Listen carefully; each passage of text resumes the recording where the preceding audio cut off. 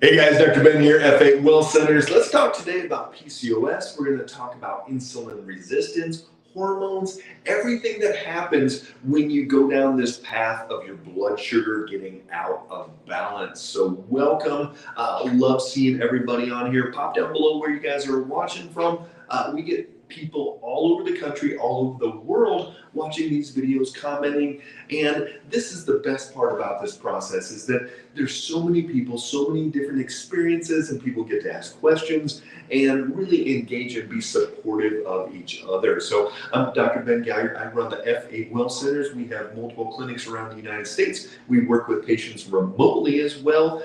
We can drop ship blood kits anywhere in this country. This is a process of truly getting to the underlying why. Why is the body having the issues that it is? And that's really what we're getting to with PCOS, polycystic ovarian syndrome, and we're getting to that thought of the why. You can't just go on birth control. You can't just get a hysterectomy. You can't just go on metformin. You've got to figure out the why. And it's the same thought process with anything that we're looking at, whether it's an autoimmune, whether it's a digestive disorder, whether it's a brain issue, whatever is going on, we've got to fix that underlying why. And so that's what I'm going to show you guys here today. I'm going to get in depth into the physiology of why we see PCOS and then what you can do differently. So PCOS, it's kind of interesting. When you look in the research, when you look in the in the different websites and the articles about it, you're going to see that PCOS, polycystic ovarian syndrome, poly meaning many, so there's cysts on the ovaries. But here's the deal.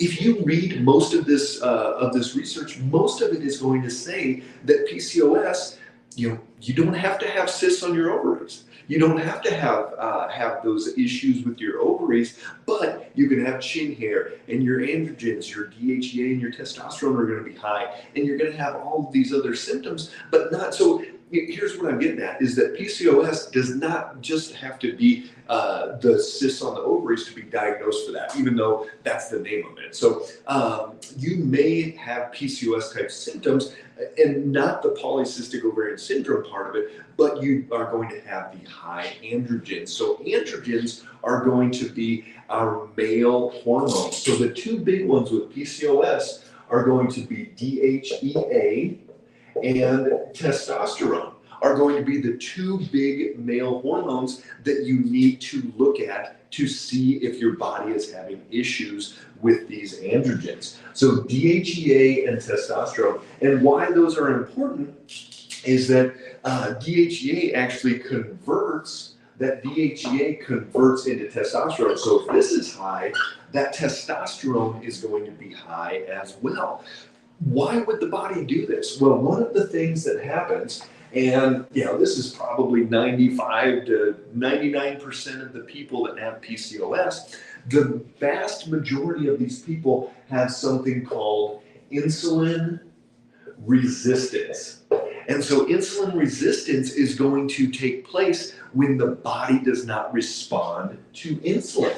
So what does that look like? Well, let's draw a picture here. So we've got our cell, and on that cell, and this can be any type of cell in the body that needs glucose, we've got receptors. And a receptor is basically a keyhole, and when the key comes up, it opens up that door and it allows something to go in. So we have our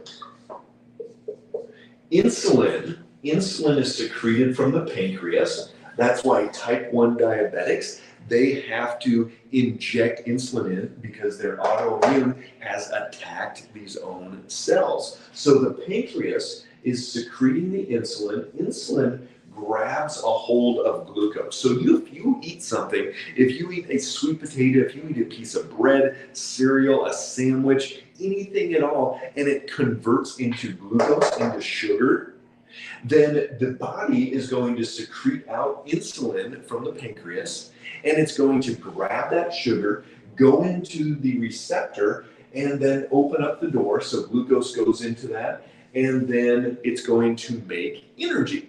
And that's oxygen and glucose are the main sources of this. So we're going to get this energy production, and that's great. That's how it's supposed to be working all of the time. But what happens when this blood sugar starts doing this. So a college kid, she eats cereal for breakfast, she goes and has a sandwich for lunch, has some noodles in the dorm for dinner, and maybe a little bit of chicken here or there, whatever. But she is getting this up and down, up and down, up and down all day long. And what happens over time is that insulin receptor becomes numb to the insulin. It doesn't respond to the insulin anymore. So again, welcome everybody. Dr. Ben here. Pop down below where you're watching from. Let me know what your blood sugar is doing. If you're swinging at all like this, if you've had hormone issues like this, let me know and we can talk through it.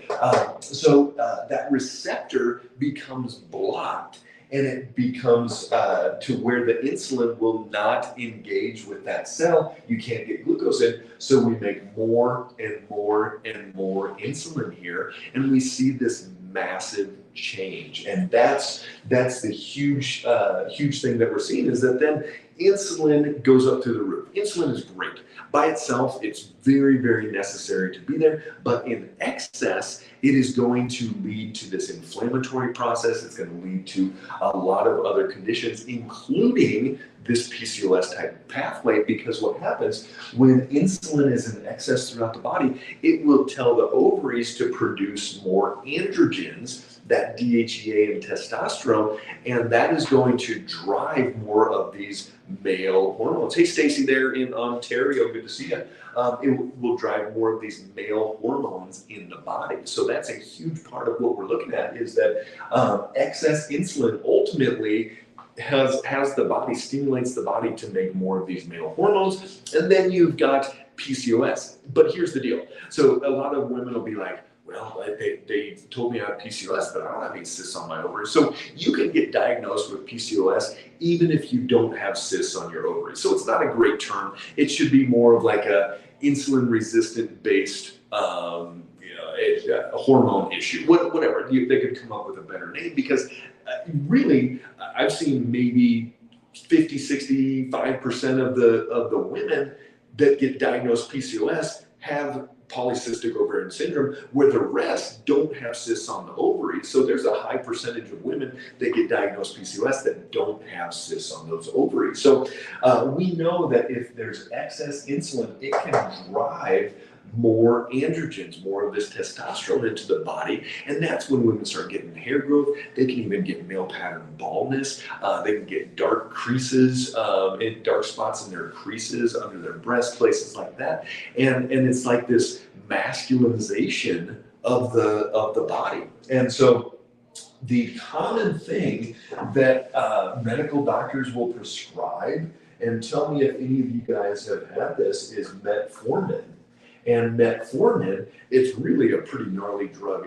It's not going to kill anybody, but we see so many people have symptoms from it, and they're not horrible, the worst symptoms. It's not going to be the worst drug ever. But as far as side effects go, it's by far the most common drug that we see to have side effects with patients, metformin. And we see this get thrown at 18-year-old girls all the time. So, you've got PCOS, so now let's put you on metformin. And all that does is it's trying to lower the glucose levels in the body.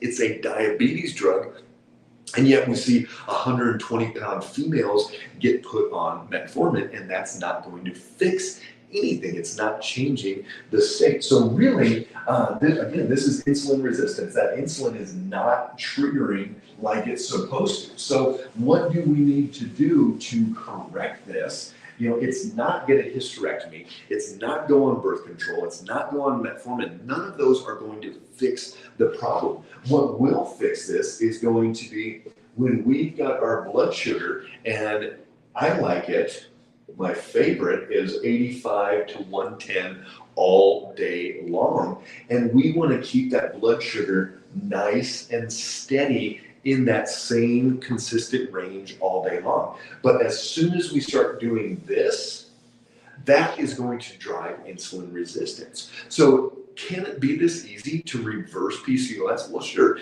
We've got to work on the liver. We've got to work on the detoxification pathways, make sure your hormones aren't overproducing.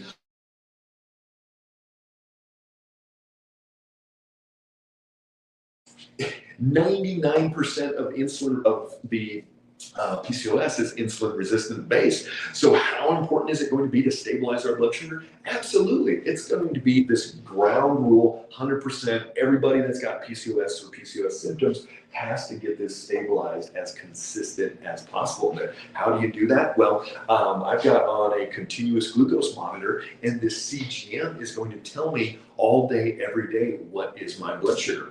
I was at the, I'll go to confession booth here. I was at the farmer's market yesterday, grabbed some peaches. It's still the end of peach season here in Colorado. I grabbed some peaches. And then the kids will get them every once in a while. They're these little tamales. There's some fresh tamales that these people make locally, and they had some corn tortilla chips and a bunch of different salsas. So I had like 5 chips and tried some different salsas in there. And with my CGM on, my blood sugar, I like it 85 to 110. It peaked at 142 from 5 corn chips is all it took to go there. So here's the deal. It doesn't have to be, oh, you ate cake and ice cream. It can be sweet potato. It can be quinoa. It can be rice or beans or even corn chips. So many different things can make that blood sugar go up and spike up over and over and over. And that is what stresses out those insulin receptors. So I know instead that I could do a pork rind. Anybody eat pork rinds out there? They don't mess with my blood sugar. I could eat pork rind and some salsa. I could do salsa with some celery or different things like that, and it would keep that consistent, keep that blood sugar, because every time it spikes up, every time it goes down, those insulin receptors get more stressed and they're not going to be able to respond like they're supposed to. So you guys really need to think about keeping this blood sugar as steady as possible. Finger prick glucose monitoring or the continuous glucose monitor there as well. So I really, really want you guys to think about whether you have PCOS, whether you know you have insulin resistance or not. It doesn't matter.